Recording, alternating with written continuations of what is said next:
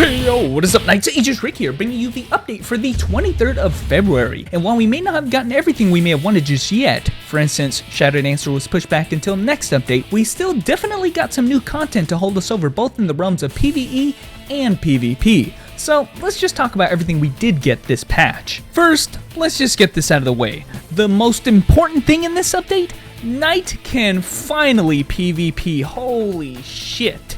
It only took them 10 months, but it finally happened, baby. This should go without saying, but Knight PvP and PvP in general is going to be a large focus on the channel and streams. Trust me, part of the reason this video is a few days late is because of the non-stop PvP that we've been doing. Anyway, I guess I should also mention that Kunoichi is also allowed into the PvP arenas as well, so look out for both of them in your upcoming matches. Now onto something a bit more general that I know the PvPers of DFO have been waiting for. It's the introduction of the Colosseum Mode. For those wondering what that is, basically it's a gauntlet PvP system. You have to try to get 10 wins in the Colosseum Mode before you accrue up 3 losses. You'll be rewarded for your efforts with Colosseum pots of various tiers as shown here. Get the 10 wins for the coveted Terranite pot, which has quite a high chance of getting an epic item. The event, Hell in the Colosseum, is focused around the new system that rewards players for those who enter into the Colosseum Mode the most times. There are prizes for the first 100 players who rank in this Colosseum system,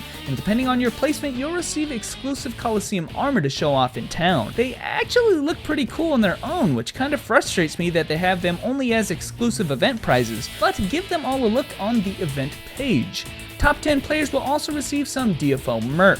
So that about covers the PvP portion of the update, but we also got a new region to access in PvE called Mirror Arad. Now for those of you who are a bit reminiscent of old Dungeon Fighter from before the metastasis, well, I have a small remedy. Mirror Arad revisits a lot of old dungeons that you knew before, even with accompanying music and familiar faces. It's pretty sweet. I'm sure someone is hot and bothered that we got to see this beauty again, Lotan. Oh yeah. After you hit level 55, you're allowed to enter Mirror Arad a total of 10 times a day to travel in these randomly generated foreign dungeons. Now you might ask what the purpose of this dungeon is, and it's mainly for an easy access to items that are necessary at the end game.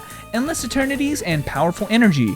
Farming these dungeons can generally give you a steady source of these over most other dungeons, and its only cost is FP. You'll even get exclusive Mirror Arad pills, which are account bound and provide just that extra boost to your leveling. The accompanying event for Mirror Arad is called Reminiscence of Arad. It's basically a daily reward system for completing runs in the Mirror Arad that applies to your entire account. Now remember that you can only go 10 times per character, so if you want the party prizes, for instance, the Hell Party Pass, you'll need to coordinate with a party to get those 10 runs. Now there are a few other events as well, but before we look at them, let's go over the cash shop changes because they were pretty minor. Some things got taken out, such as the most recent petite pets of Female Gunner, Male Mage, and Male Fighter.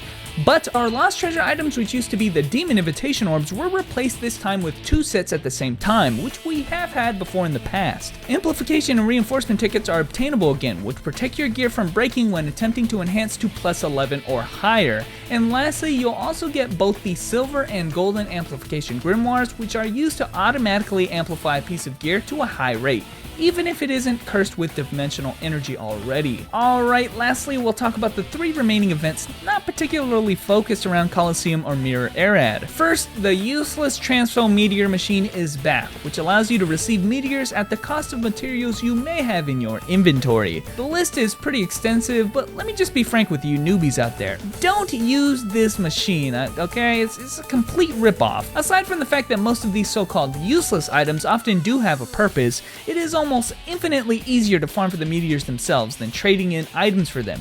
If you're going to use it at all, just use it to upgrade your low meteors to higher grade ones at a rate of 2 to 1. Maybe the more useful aspect to the Transfo Meteor machine is that Syria is trading Transcendent Stones for meteors. Transcendent Stones are used to put an unsealed item into your account vault, allowing you to give an item to another character on your account. The event items are account bound until you decide to use them, so make sure you do it on the correct character. The Don't Be Alone event is something you'll notice once you start doing dungeons. You'll be accompanied by a cute little bear. This event is going to be lasting all the way up until March 22nd, and subdivided amongst those days are 6 prize periods that you can earn simply by doing 5 optimal level dungeons. If you earn 3 stamps within this period, you can keep the bear cub as a pet. and 5 stamps will allow you to make him upgraded. Here are his stats as determined by the event page, which is pretty good for fixed damage classes. The other prizes are very good as well, including Kaleido boxes and skeleton keys amongst other useful items. Lastly, you may have noticed that there's a cute ass petite cloaked woman here.